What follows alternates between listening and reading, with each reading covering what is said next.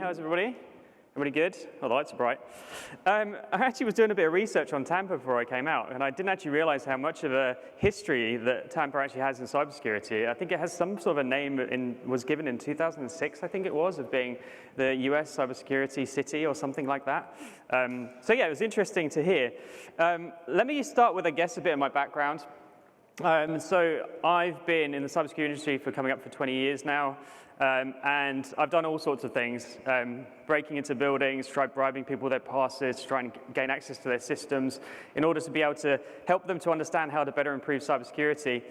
And then a few years ago, we started out a project to try and help businesses to develop their cybersecurity in a really material way to try and improve their security really quickly. Lots of small businesses really struggle with this, right? That they haven't got the right resources, they don't have the right expertise, they don't have the right enough time to really manage their cybersecurity threats. And that's where we came up with defense.com. But we do loads of stuff, right? We do pen testing, we do all sorts of consulting to help people improve their security. But what I thought would be interesting is just to talk to you a bit about how we do what we do and why we do it. And so my talk's really just to really help you to understand a bit about how to think like a hacker and think a bit more like we would when we're doing a penetration test. So what we're going to talk about very briefly is container best practices, just cybersecurity stuff. I'm not going to go into the weeds because I would imagine that you guys probably know a lot more than I do about containers. But I'm going to touch on it a bit and explain some of the concepts. And then, like I said, I'm going to bring some war stories, which I think normally helps to bring more of what goes on in the cybersecurity space to life, rather than me just kind of talking about best practices. And then we've got a hack at the very end, which I'm challenging you guys to try and see if you're going to try and identify how we did it. And I'll explain why it's kind of the impossible, would seem like the impossible hack, and then how we solve it. And then I also wanted to mention that we are doing we are going to give away some prizes, so if people do work out how we did the hack, then you can get one of these world-renowned defense.com Game Boys. There are about 500 games on here, so if you do manage to work it out from the talk, then come and see me. I'm not going to tell you how we did it, and so you can kind of give me the concepts of how you think we managed to achieve it. And then we also have a workshop where we're going to be doing some real hacking, so we'll kind of teach you guys how to hack, so if you register for that, it's going to be great fun. Let me start with the key takeaways. So what we really want people to sort of take away from this talk is, like I said, to discover why you're a target. A lot of the time when I talk to organizations, they tend to feel like they're not a target for a number of reasons. Normally it comes down to they don't think what they're doing is going to be interesting to an attacker. Unfortunately, loads of organizations fall into that trap, but the reality is it doesn't really matter what you're doing. It really comes down to, can they monetize that attack? And that's why you see lots of ransomware attacks and lots of DDoS attacks happening these days, is because it's just an easy way to make money. I also hope that it will help you to build some confidence in your ability to identify the key areas where you need to monitor for systems and to identify where you might get targeted. Ultimately, the main thing that I always say to organizations is to limit your attack surface as much as possible. So we'll talk a bit about what we think of as an attack surface. And then hopefully to learn to think like an attacker. You'll definitely get that from the workshop if you're coming to the workshop, because we're going to talk very much about how we think about cybersecurity slightly different to most people. And certainly our pen testers do exactly that, right? They don't think like, how does this application operate normally? They normally think about it in a different way. They normally think about it from the perspective of, how can I make this thing break? And then learn from how it's broken to then try and exploit the system. All right. Red Hat did a really interesting piece of research, actually. They managed to survey 300 DevOps engineers, and they asked them a few questions specific to container security. And one of the things they mentioned was about the fact that 55% of them in a 12-month period in which they ran this research found misconfigurations in their Kubernetes. And I think that's kind of the key thing as well, is that sometimes it's not about vulnerabilities. In actual fact, most of the time, it's not about actually vulnerabilities in systems. It's more the fact that you're misconfiguring something because there's a lack of knowledge or understanding of how that thing should be configured. Also noticing that they'd had to delay projects because cybersecurity wasn't something, or they had vulnerabilities and they had security concerns at the point in which they were going to release their project and realized that there was a problem, and then of course that slows down the project. Now, In the industry, we talk about a couple of different concepts. One is privacy by design, and the other is security by design. So the concept is that if you develop that into your application, and that's how you think about building applications with security and privacy in mind, then it just goes so much smoother. You're not thinking about security retrospectively. You're not trying to fix something once it's about to go into production. So if you're thinking about it from the perspective of an attacker, you can take that operation into every day when you're trying to develop new systems or build new infrastructure. And the 57% of the respondents said also they were most worried about securing workloads at runtime. So the way I look at this, or the way I like to think about it, is the 4 C's of security. So it's cloud, cluster, container, and code. But when you really break that down, what it comes down to is a couple of different areas, so 5 different areas. The first being the images themselves. So if you get access to those images, you can do all sorts of things, right? So one of the ways in which to solve that problem is to sign those images. So if you keep a registry of the images that you have, you can then identify if somebody's made a change to that image by looking at the signed version, cryptographic key of that image. Obviously, keep them up to date. Images are really important to keep up to date. That's why we always say in cybersecurity, always run regular vulnerability scans, because vulnerabilities are coming out all the time. Almost every single day, there's a new vulnerability coming out. So it's important to keep those up to date.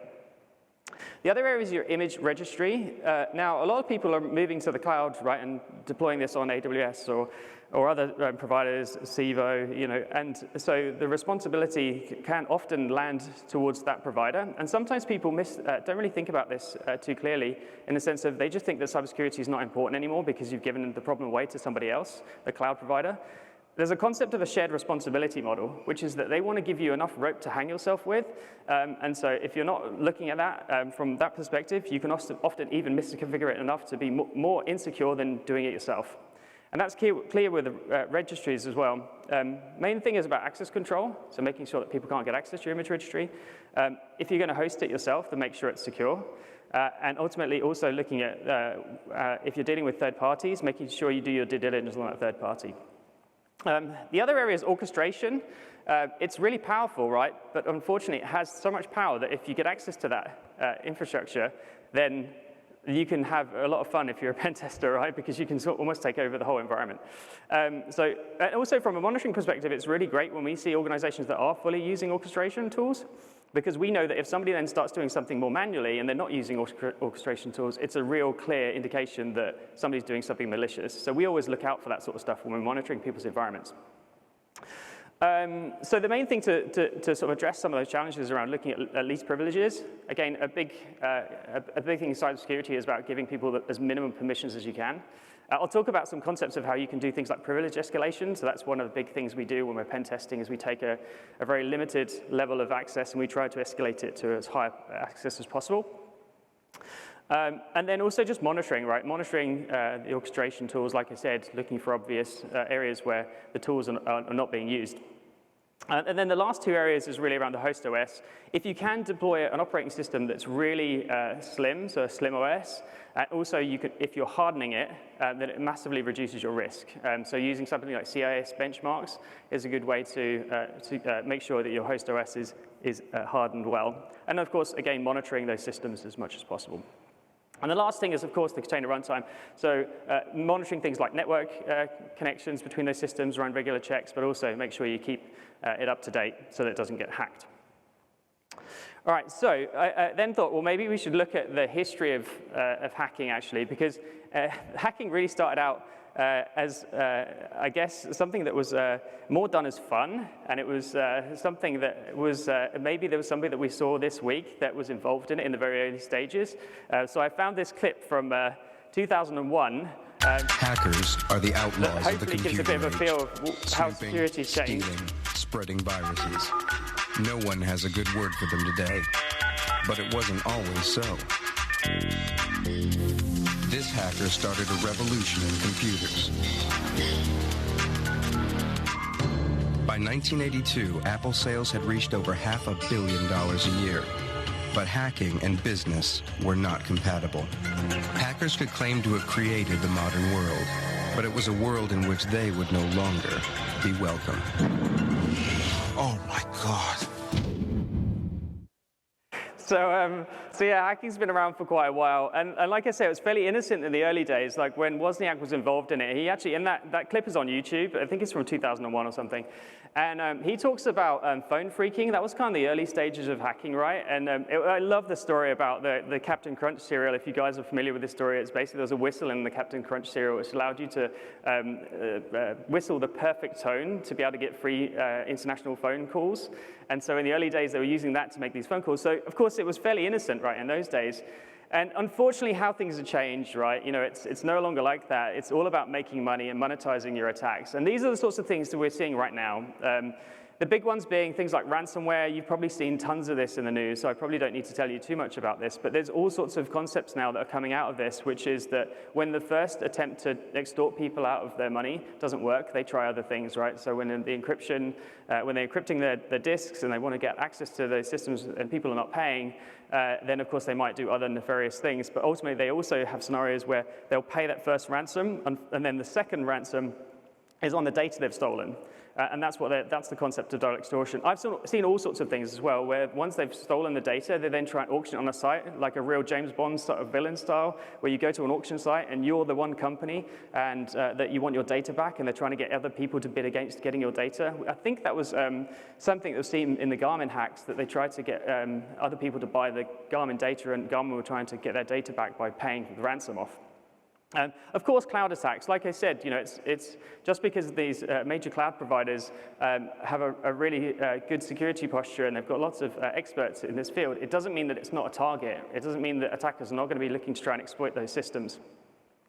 And then, of course, social engineering. So to give you a couple of examples of this where we've seen it work really well is a recent example we had where we managed to break into a building that was linked to a bank. So it was really high security. When you go into the lobby, there was turnstiles that you couldn't tailgate. And our team identified that there was an opportunity where when you were in the building as a visitor, you'd get a visitor's badge. But what would happen is when you went to leave the building with your visitor's badge, there was a little clear box that had the visitor's badges in, and you drop them in. So our guys thought it would be a good idea to try and see if they could get a visitor's badge, because that would be a good opportunity to try and gain access to the building. So they walked past the reception area on their phone, kind of pretending that they were having a phone call. They went past the security guards out of the view of security in order to be able to come back into the building as if they'd been in. And so they came walking back and had a dummy pass. And as they walked up to drop the pass in, the receptionist wasn't looking. So they grabbed a pass out of the box and then they left. The problem was when they went back to try and test that card, it wasn't working. And so they had to think on their toes really quickly. And so they decided that the idea would be that they'd try to go into the building and they'd say to the security guard, my pass is not working, can you let me in? And so they did that, but the security guard went, no, you've got to go to reception. So at this point, our team was thinking, oh, we've been blown, this is not a good time. So they walked over to the reception and said, I don't know why, but my pass is not working. I was here yesterday and it's not working. And the receptionist just literally went over to them and said, sure, I'll give you a new pass, gave them a new pass, and then they gained access to the building. Once you're in, of course, you're trusted. I've seen this in so many scenarios myself, where I've been able to get access to like an underground car park. And as soon as you're in the car park, although it's not actually a secure area of the building, people will still let you up through the lifts, even without a pass. So sometimes that kind of early leverage of getting that kind of initial access is, again, much like privilege escalation when you attack a system. It's about having that confidence that once you're in, you can go wherever you like. And there was another really interesting one that one of the pen testers told me the other day, which is where I think it helps you to understand how the pen testers think very differently, or hackers think differently. They were doing an internal penetration test, and they noticed that there was a printer on the network that was making calls to an SMB share.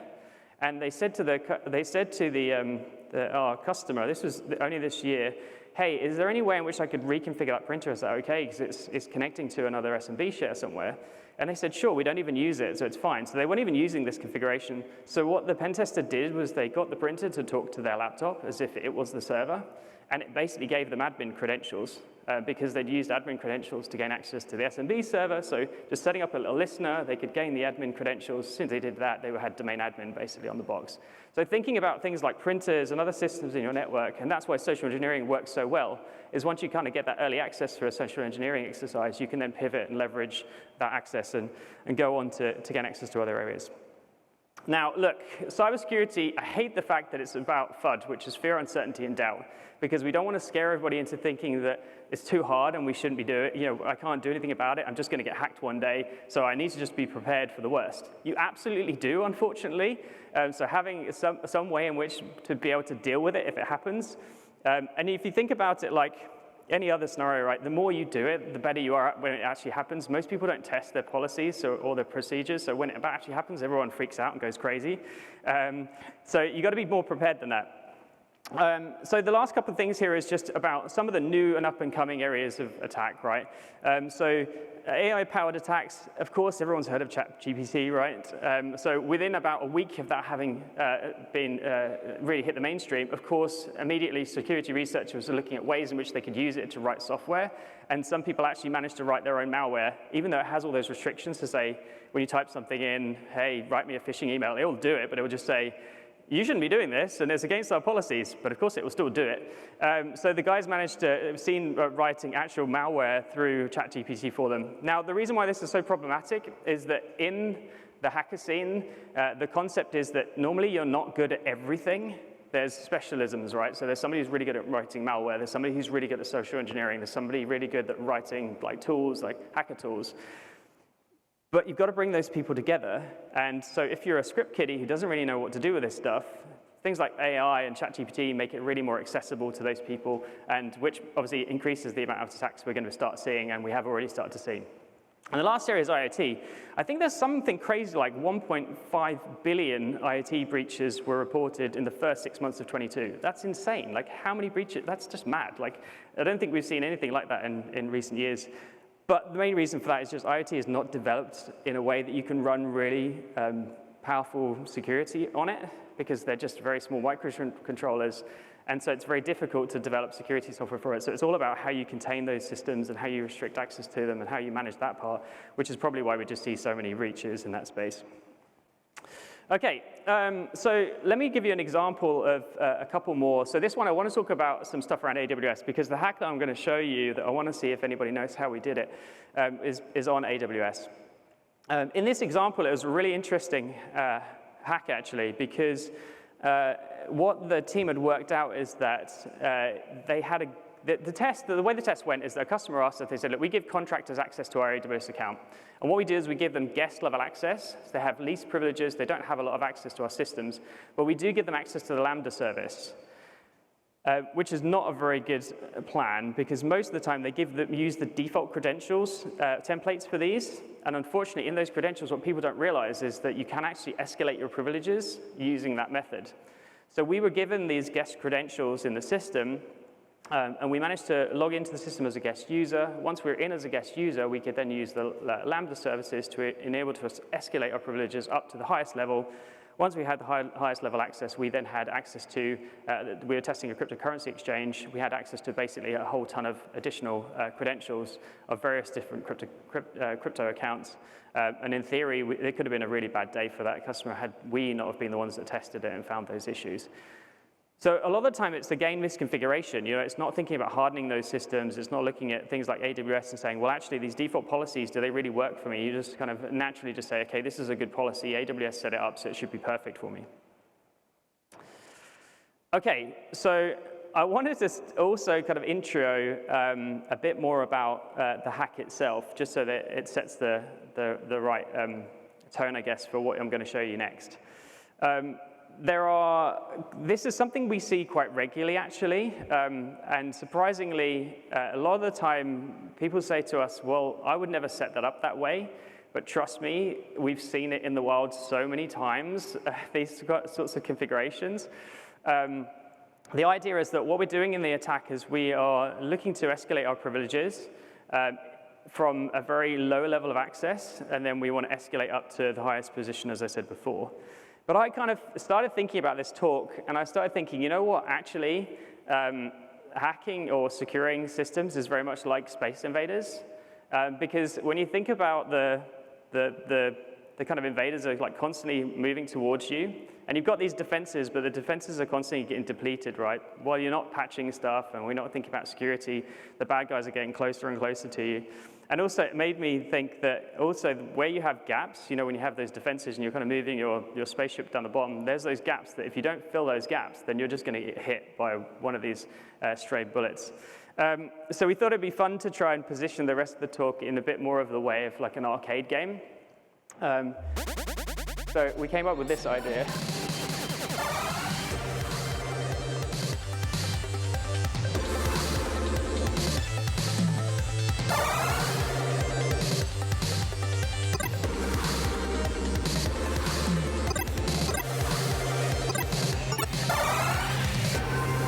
What I don't get is why I've managed to get the worst scores in the game possible. Like, I'm not as strong as John, our sales director, so I was pretty unimpressed by that. So yeah, let me set out the scene for the environment. So the environment is a single EC2 instance that's in AWS. It's in an AWS VPC. It's running a web application via Docker. It's an application that's, we've actually seen this being used by customers. And again, it's one of those scenarios we've seen it regularly, that they have like apps and stuff where you can enter like URLs in. So we've seen it in this exact case. We've kind of replicated what we saw in a customer environment where they basically just had, you could set up a URL and it would keep pinging an application to make sure that the application was up.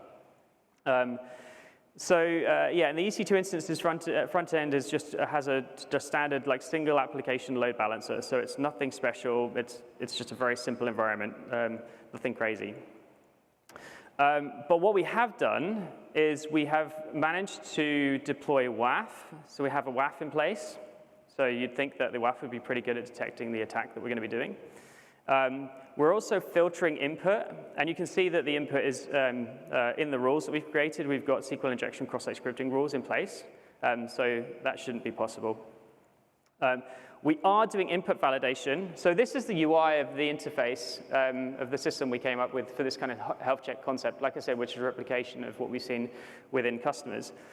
And if you look in the URL itself, or in the tool itself, you can see that it's coming back saying the URL cannot be localhost. So that's kind of validating that you can't submit localhost, because what we're trying to do is to get to the metadata service. Now, we are using the AWS metadata service v2, which is also problematic when you're trying to test environments or if you're trying to hack an environment, because it does actually require you to be able to provide additional header information. So in this case, if we were testing this application, we couldn't enter any additional information aside from just the URL. There's nothing else we can put in there.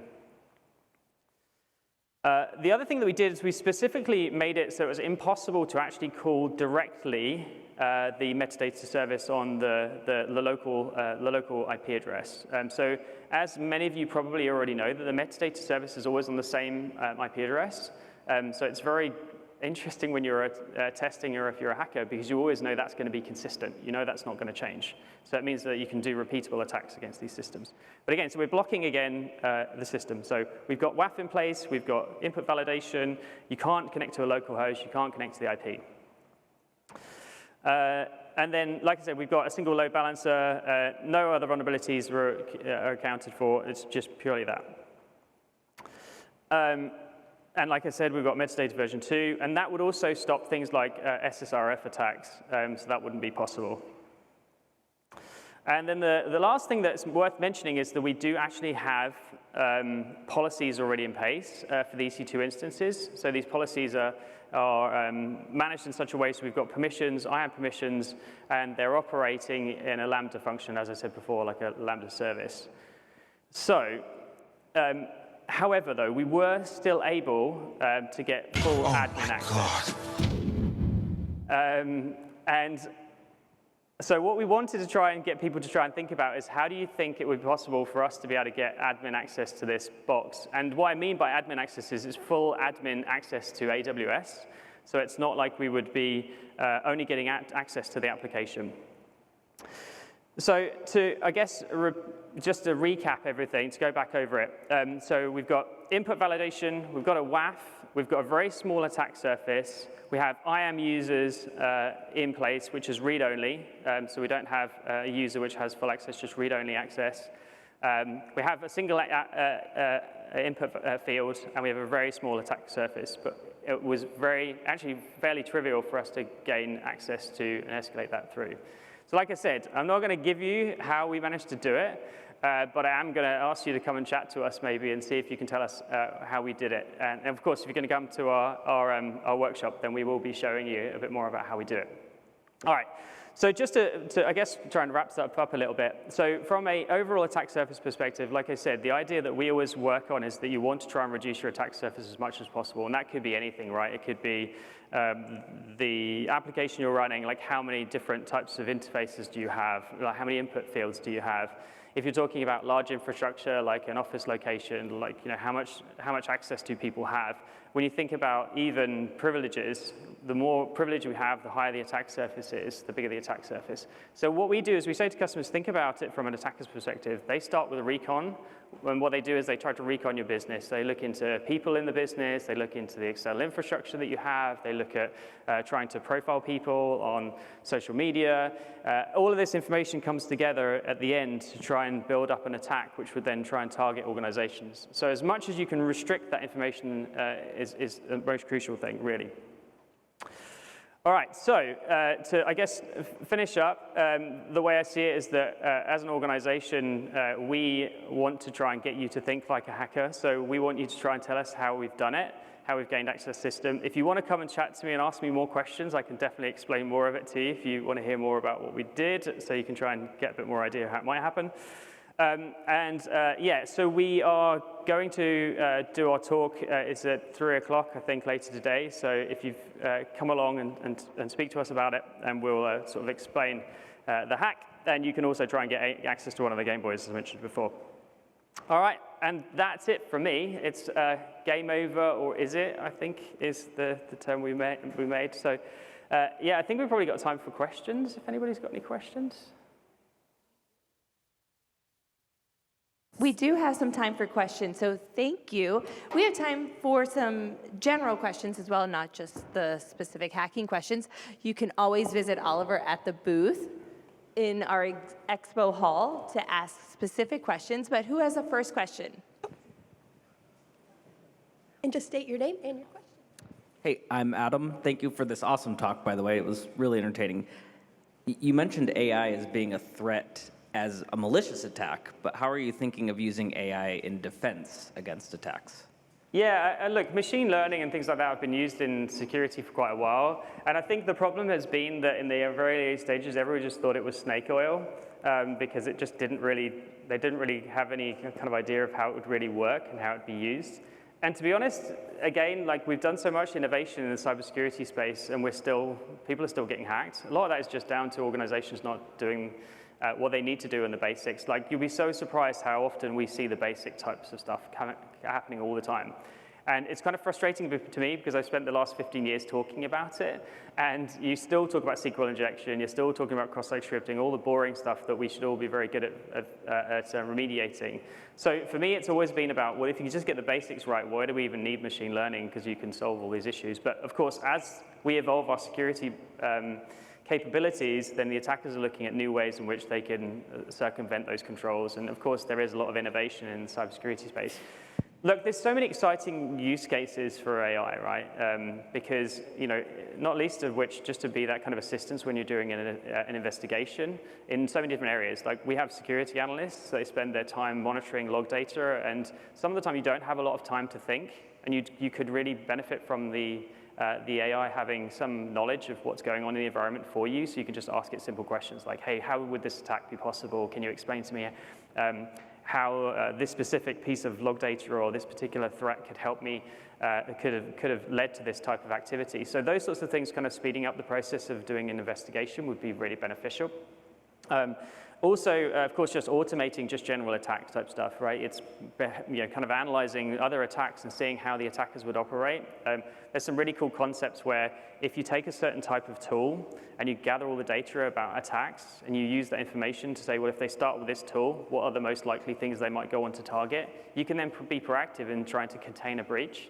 Because well, normally when they use these tools, they're looking to exploit SQL databases, the machine learning algorithms, the systems would understand that, the AI would know that, and it would say, okay, you need to block this port, or you need to gain, you need to restrict any access to any database servers you might have.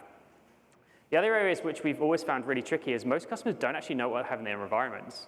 And I've had scenarios where I'm talking to big banks, and they've made acquisitions of other banks, and then they'll ask you you'll ask them a question and say, hey, do you know what this server is, what it's doing? And they said, no idea.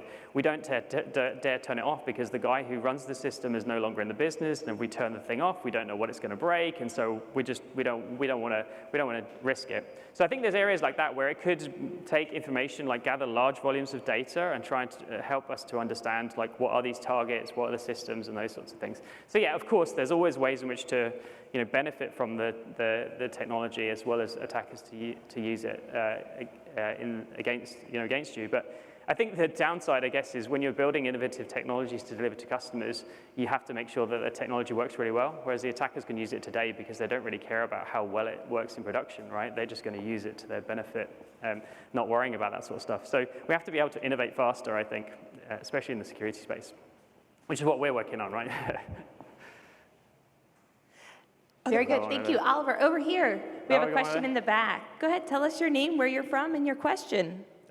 Good morning, I'm David Nessen from Evercast, and I have a question on UDP ports. We're doing some communication via WebRTC, and we've got a bunch of UDP ports we have to have open for the communication to go through. So what is the security concern if we have like 10 UDP ports open versus 10,000? Yeah, again, it comes back down to so I think the question was more around, look, what's the difference between a single port being open and then like tens of thousands of ports being open? From an attacker's perspective, it's it doesn't really matter like how vast the attack surface is. You're only looking for that one entry point, right? So the one kind of failure in security is the one that gives you the access you need, right? So it doesn't really matter how much you expose necessarily. But of course, you want to try and restrict as much as you can. But the risk is, of course, that if you're scaling at that size, how do you monitor that sort of stuff? How do you make sure that somebody hasn't made a mistake and you suddenly scale out thousands of these things and all of them are vulnerable, or just one of them is misconfigured in a way that it's vulnerable? So sometimes it's hard to see the wood through the trees, and that's why it's always good to try and reduce your attack surface, because you can get it down to something that's a bit more manageable that you can monitor. Then the chances of you detecting it is much greater. There's some statistic like 186 days before detection in an environment, right, where an organization just doesn't know what they're monitoring, and then it takes them so long to find anything. By then it's too late. Like everything's gone, the data's all stolen. Most of the time it's much shorter these days because they want you to pay the ransom, so they want you to know they're there. But many years ago, that wasn't the case, right? They'd stay in the environment for as long as possible. Like the early stage of my career, we were looking into like credit card breaches, and that was more about siphoning off credit card data over really long periods of time. And so they want to be super stealthy. So yeah, to answer your question, it doesn't really matter as long as all those systems are secure. But then the risk is just that how do you manage that? How do you know that they're all secure? How do you make sure that when you deploy these things at scale, that they don't all end up being deployed at long period, deployed vulnerabilities?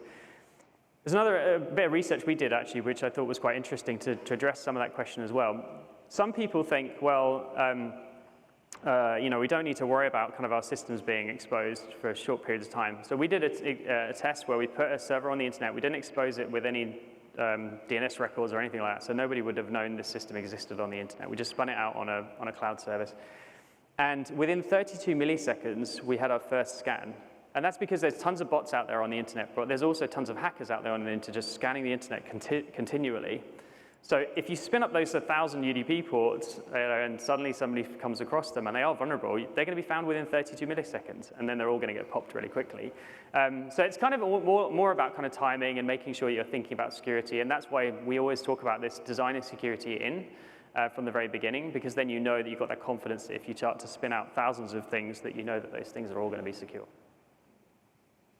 Great, and I think we have another question over here as well.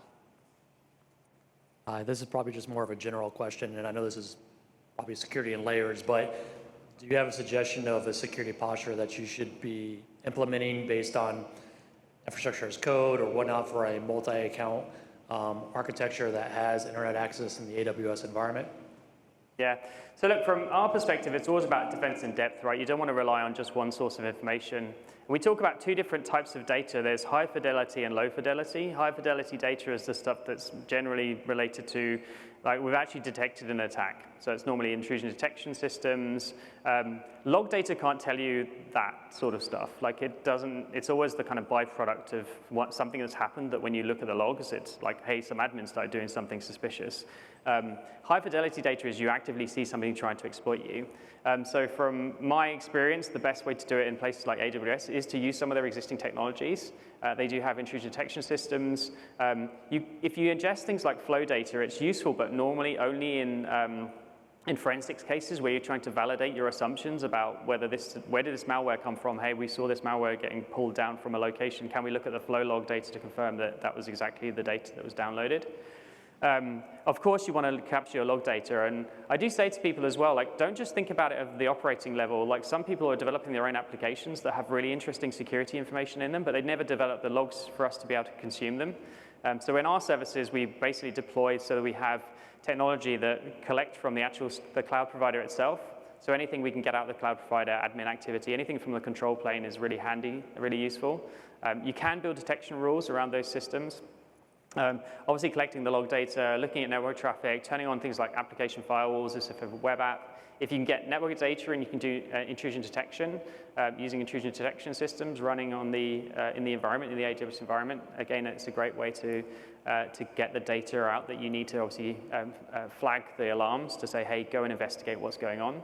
And then the idea would be that you try and consolidate that data together. So you take the high fidelity data of the attack and the low fidelity log data, and you jam those two things together, and that will give you a timeline of activity. So here's the actual event where we saw somebody trying to attack something, and around that same period, we saw all this log data going on. So somebody was messing around with the control plane, and somebody was messing around with the instances. So it's kind of a defense in depth strategy.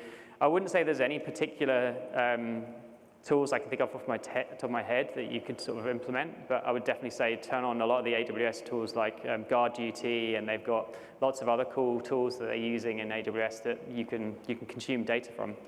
But the most important thing is somebody's got to look at them. Somebody's got to do something about it. Like, there's no point in just pulling loads of log data and you just never use it. So it's more about the activities you take, the things you do with that information once you've got it, that is the most important thing. We have time for more questions. Anyone?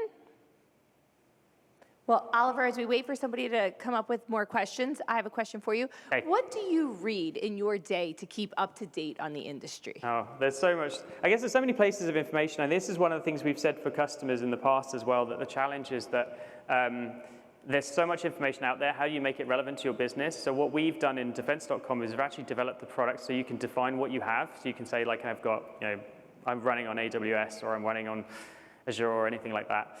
And we'll consume that information in, and then we'll make it relevant to them. So we'll feed that information back into their feed of information. So we have a threat list, which we can say, hey, go look at this stuff. So a lot of it's just general threat intelligence news. So like, hey, these new vulnerabilities exist. There's all manner of cool places to go and get that information from, just general threat feeds. Obviously, podcasts are great. There's some really cool ones out there. There are really interesting stories. There's one called Darknet Diaries, which people might have heard about. That's pretty cool. There's Hacked, which is another podcast, which is really good. So they're good places of sources of information. General news is pretty good. There's things like Reddit. But of course, if you really want to find out what's going on in the security space, Twitter is actually where most of our pen testers go. There's tons of really good Twitter feeds. And Discord as well seems to be coming up as well. So you can go and check out some areas, some security relevant topics there. Yeah, I guess you're probably thinking, why are we at a Civo event? And I'll do a quick shout out for Civo, actually, because we actually use Civo for our infrastructure. So pretty much all of our stuff runs on Civo. We've got a massive data lake, which is processing around 660 billion log messages annually, and that's all the kind of log data that gets fed in. So that's all being run on Civo Kit. And then we also run the defense.com applications on Civo, as well as all our core apps. So we've been a very innovative company. We've always developed our own things. And so we run all that in Civo because we've found that it's just super rapid. It's very easy to develop on. It's really, it's kind of an innovative company. And that's what we really care about, is simplicity and innovation in the cybersecurity space. So we've really found it a useful stack to deploy onto. And we also do like honeypots on Civo, and we play around with other like hardware and stuff on Civo, or other kit on hardware and stuff on Civo as well. So that's why we're supporting the cause around the community as well.